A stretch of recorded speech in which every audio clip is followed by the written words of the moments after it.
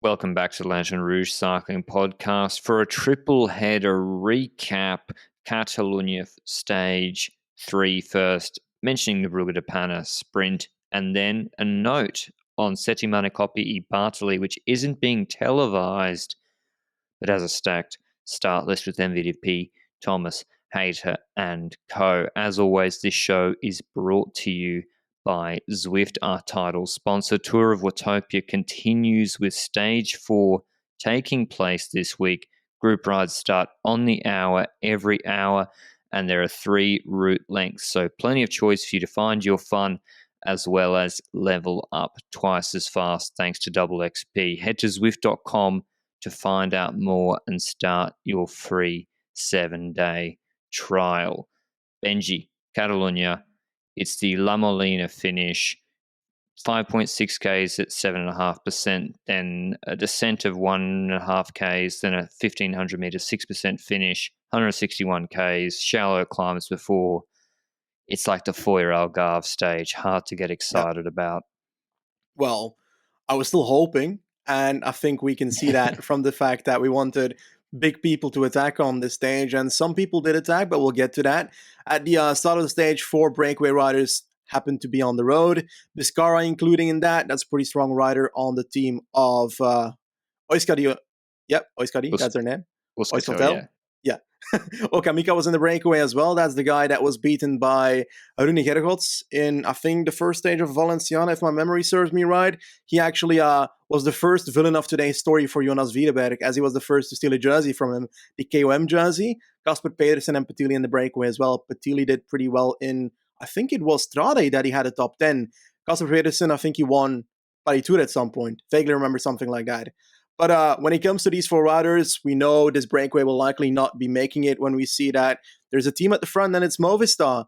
Bala won on Molina twice, I think, 2017, 2018, and they clearly wanted to try it again today.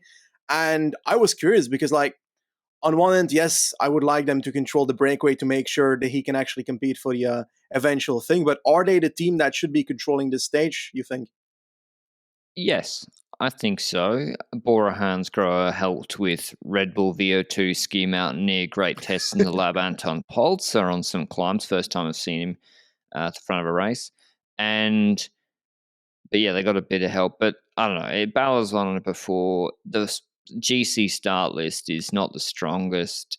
For him to win GC, he wants to take bonus seconds. It makes sense. They got Verona. They got the horses to do it. I don't see why not. Ineos, I mean, they would probably be like, listen, Plap, sick, port out. We can't help you. Sorry.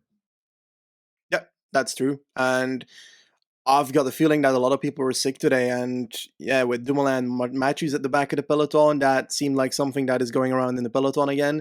And a lot of DNFs during the stage as well as a consequence. But that Movistar train just kept going on those climbs. And I wasn't expecting anything to happen on the first climb. I was hoping perhaps someone would be crazy enough to go on the second last climb, but that would likely not happen. So that eventually did not happen. The break was trickling down towards just Biscara at that point in the race, and we basically started the climb towards La Molina, the bigger climb before that goes to that place.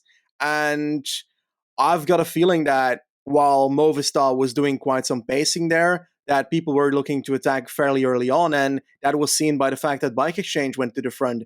And I was surprised at how long Callum Scottson was able to pace ahead of Damon Howson. Then Damon Howson took over for a tiny bit, and then we saw an attack by the one and only Quokka man that was introduced the 4th spot in the Tour de France last year. Ben O'Connor on the right side of the road attacked away, not Yates. I was expecting Yates to do something because Howson was pacing, and Yates just kind of slipped back. Yeah, and Israel as well had set it up from the base with Clark and maybe DeMarchi, but Woods was like 25 wheels deep. Yep. Woods seems to run like 50 centimeter wide handlebars, which maybe, don't look very aerodynamic. And this is a fast climb. And similarly to Dauphiné Stage 8, similarly to getting in the break in TDF Stage 9, O'Connor was able to go up the road after Henry Van Dannebiel had attacked the DSM rider, and no one reacted. This is where an example where not being Pogacar, not being Roglic, not being Valverde or Yates is an advantage because people don't react immediately. If Simon Yates had surged, people would be on his wheel.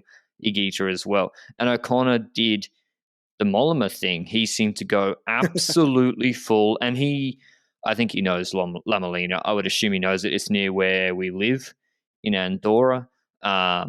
At the end of the road that goes up to Puigcerdà. So when you do the Three Nations loop, La Molina is just below there. And he would know there's a descent. So if you make it the finish line 2.5, 3Ks from the finish, if you are ahead there, you're very difficult to bring back because the descent, people might not work, you can recover. And that's what he seemed to do. And he got 25 seconds. Yeah. And we have a big group here. Movistar have Sosa, who doesn't pace immediately for Valverde. UAE have 4. Soler, Ayuso, Almeida, Bennett. Ineos have Rodriguez and Carapaz both sitting in. Yates, I think, isolated. Quintana isolated. Woods not feeling good. And we've been speaking about this over and over again. It applies in hill stages, mountains, flat, Belgian races, with people having fresh legs, the group dynamic and the gap at 20 seconds. It was just attack, Benji. Who went? Was it Higuita? So many different guys put in 10 seconds and then lost 10 again. Yeah, so many people went. I think at some point we saw Skelmos making a move after yesterday's event over the wall. And in today's stage, he made a small move, eventually was caught again. We saw attacks by, I think, Sosa went at a certain point and Buitrago closed that. Then Ineos tried to control it a tiny bit. And eventually it was an attack by Ayuso that looked fairly strong. He was then caught again and was closed down once again.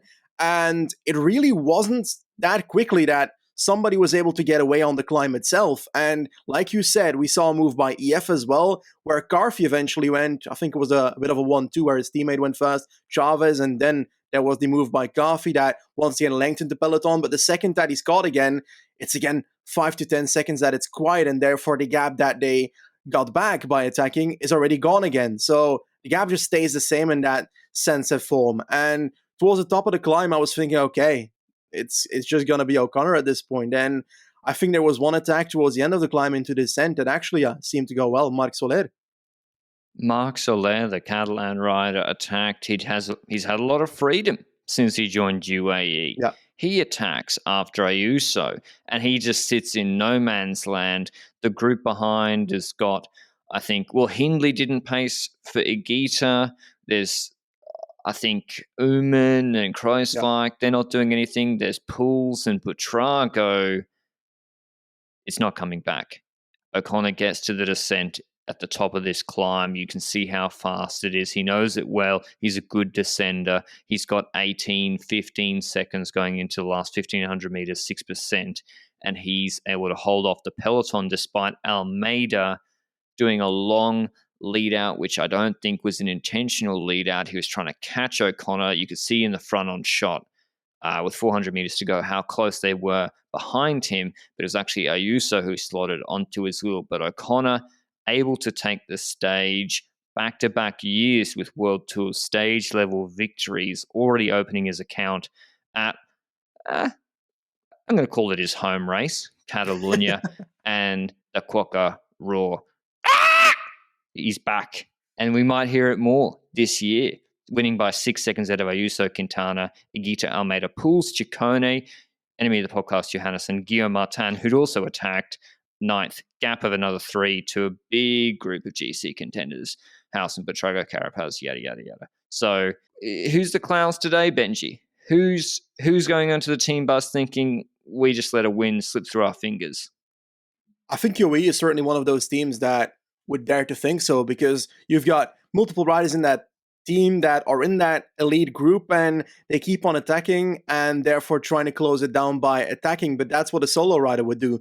If you've got 3 riders there, at some point you'll have to make a choice who's going to be your guy for today and for GC. And I think they just didn't do that. And as a consequence, you just had attack after attack after attack. Yes, that Soler attack worked for a bit. Yes, that Ayuso attack worked for like 20 seconds. But eventually it felt like if one of them decided to pace all out for the other, they might get something out of the stage. But at a certain point, it looked like Almeida was doing something, but What was that between Almeida and Ayuso towards the end? I think it was Almeida of his own accord doing what he did on UAE Jebel Jais last year, chasing Lutsenko. He just like freaks out and starts chasing, and the group slotted onto his wheel, and Ayuso slotted onto his wheel. So I think they were a complete shambles, UAE. Like, this is a clown performance. 4 riders in Group 1 and 2. Bennett, I didn't see it on camera, but Bennett's there, didn't seem to pace. Maybe he couldn't. Soler as well. He ended up losing time, so he's out of GC. Just one of you go on the front of the group. You lost eventually by 6 seconds. Almeida, great punch, or Ayuso, doesn't matter. You just need one rider to pace. And I think they have problems, Benji. I think they do. When Pogacar's at a race, it's very obvious who's the man. But Soler just signed a big contract. Almeida, big contract. Ayuso is a second coming of Contador in Spain. Who's the leader? They all think they are.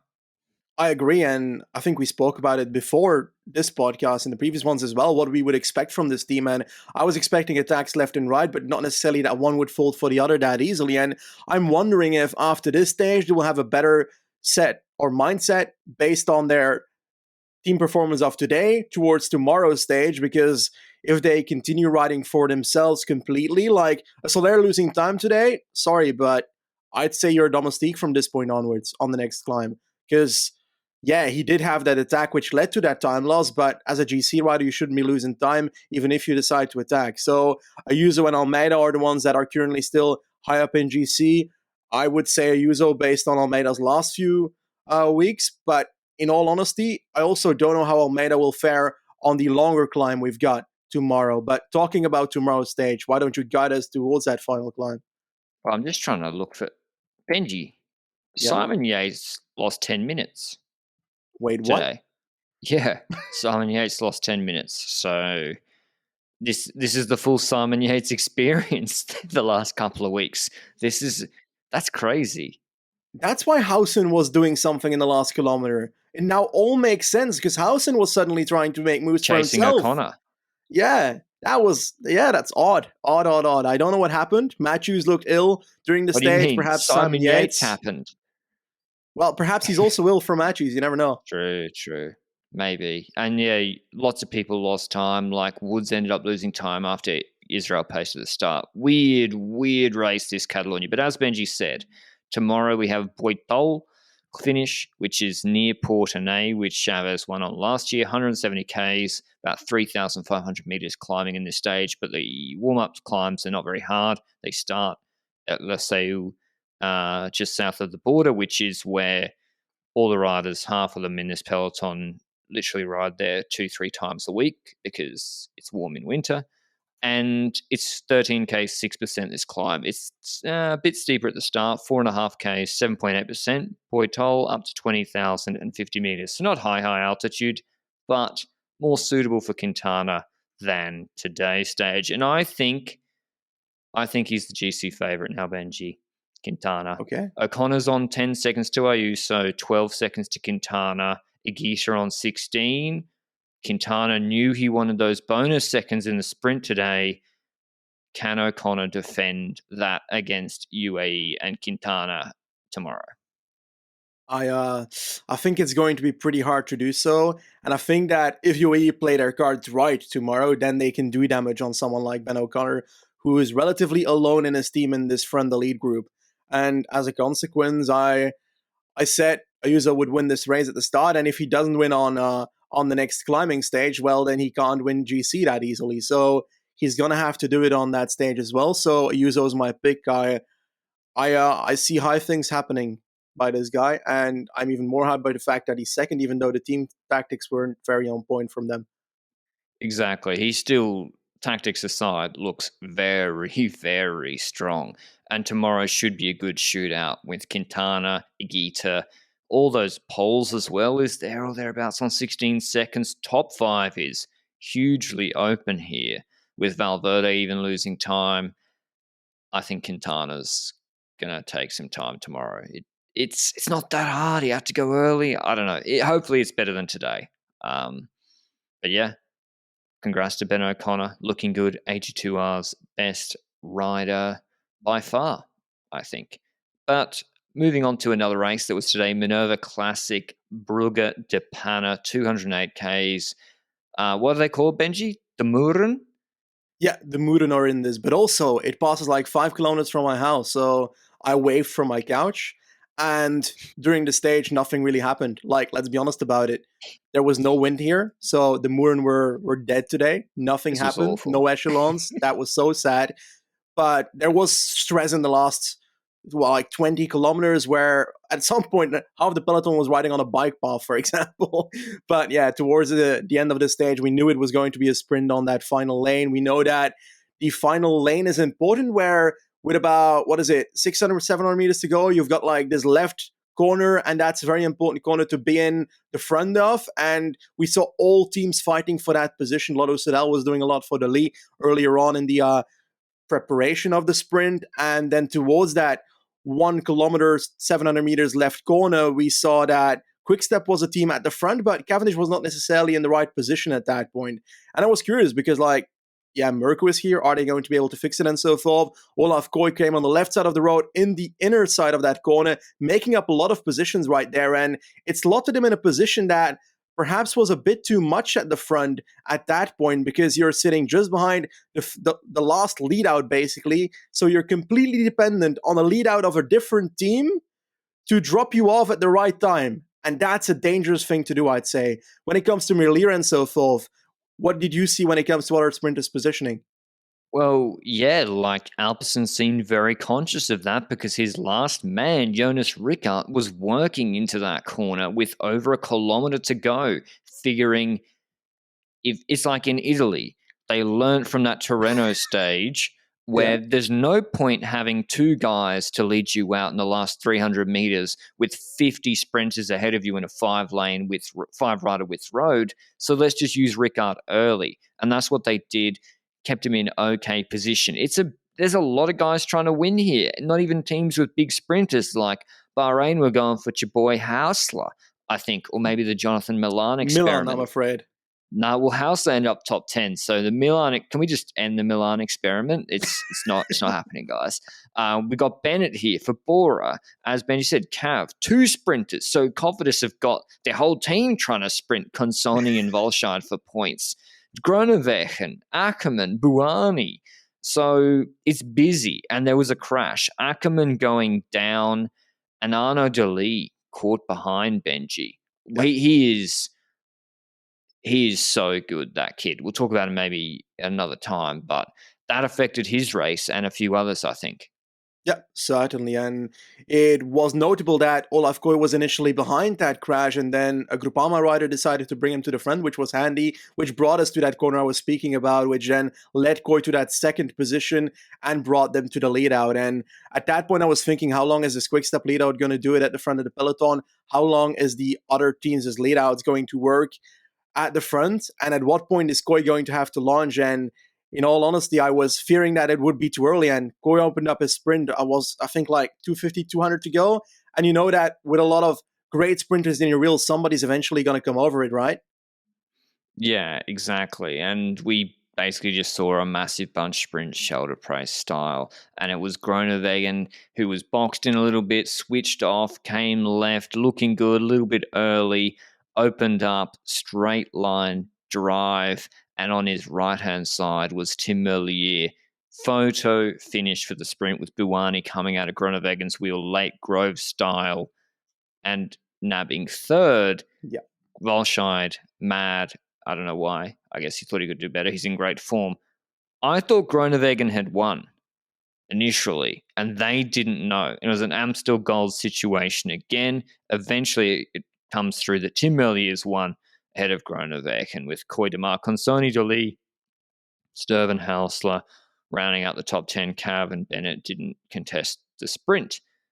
Apparently, Groenewegen or Merlier had bigger tyres on, Benji. Ooh. It was that close. It was close. Yeah. And it brings us back to the Amstel photo finish. And in all honesty, I thought the second they're going to show the photo finish, Pidcock is going to have to be the winner. So in my eyes, Pidcock is the winner of Brugge-De Panne.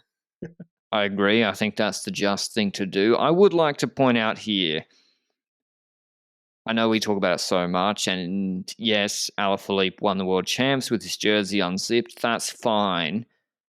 Look at how close these margins are. If you just improve your kit fit by a little bit narrower bars, any small difference for your sprinter when they hit the wind in the last 200 meters, it only has to make 5 centimeters difference. Yeah. And Groeneweggen's taken the one-day race. Now, maybe Merlier's won in spite of a slower helmet because he's actually really fast. I don't know, but I still think there's area for improvement, and particularly as well in mountain stages. I think in winter races like Catalunya, riders on La Molina should be wearing aero helmets up the hill. Unless it's like, no, I will really overheat. It's like 2 degrees up there. Anyway, that's another time. It's not the best race without crosswinds, is it, Benji? In addition to Verget. Yeah. And I've criticized his race quite a bit, even if it had crosswinds Oh, at certain really? points, because it shouldn't be World Tour. Brugge-De Panne should not be World Tour. There's so many countries without a World Tour race. Come on, make cycling a bit more global. Don't give it to Brugge-De Panne. I got a pretty good rule of thumb. If your race is on a Wednesday, on a one-day race, it's not a World Tour race. It shouldn't be, at least. If it's on a weekend, maybe it is. Otherwise, Friday, yeah, because I didn't say Friday because E3 is kind of good. So E3 is actually a good race, but even so, E3 you can scrap it. Like you're just trying to get two Tour of Flanders and boost tourism revenue in Belgium. Like I can't tell the difference in any of these races. Scandinavian World Tour race. To the Rwanda World Tour race. Yeah, that sounds good. I reckon bring back the Canadian ones first. Anyway, Tour Down Under, Cadel Evans.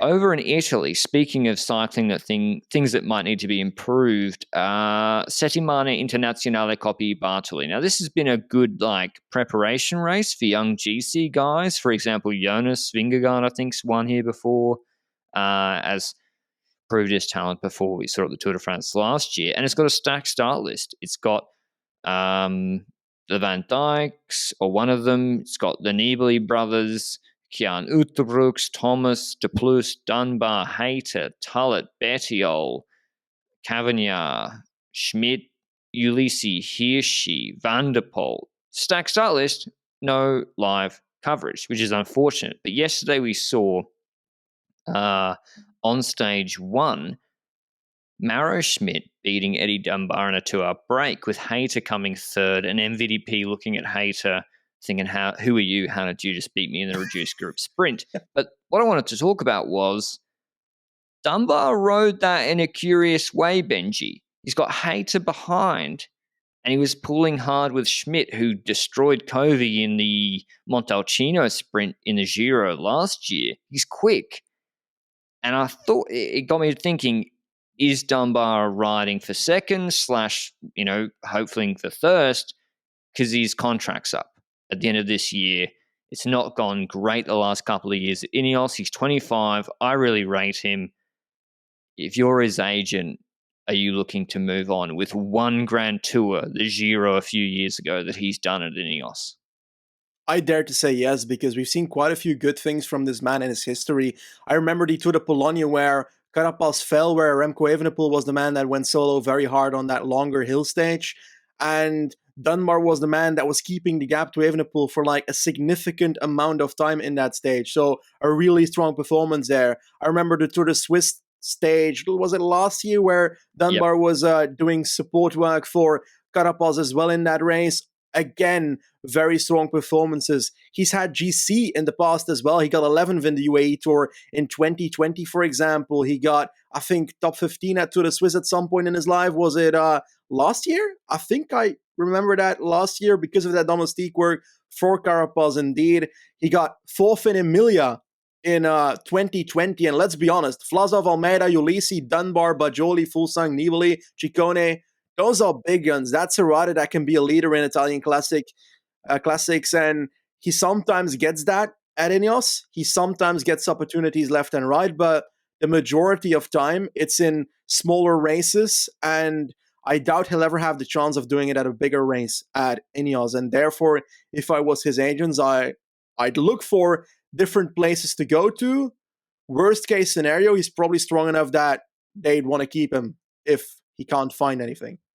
He's always going to be a domestique at the Ardennes Classics for Pidcock and formerly Kwiatkowski.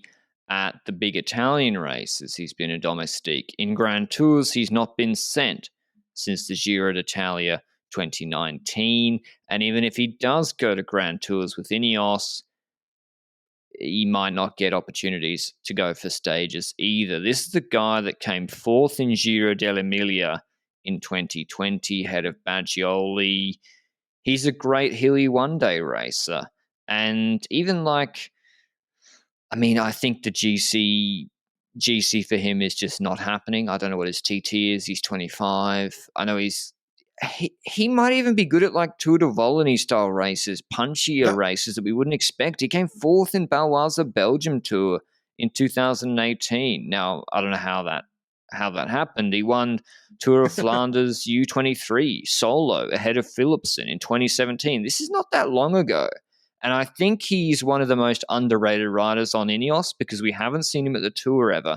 We haven't seen him at the front of the Ineos train in Grand Tours. He's often at races that literally aren't televised but have strong start lists, and he performs well. And I think he had a bit of an off year, health issues, or I don't know, in the previous years. But Ineos are not looking so good that they can just tell riders of his talent level, you're going to get no World Tour opportunities in the future. So the thing is, where's the landing place? Where can pay him a decent amount, plus give him the opportunities, plus have good equipment? EF?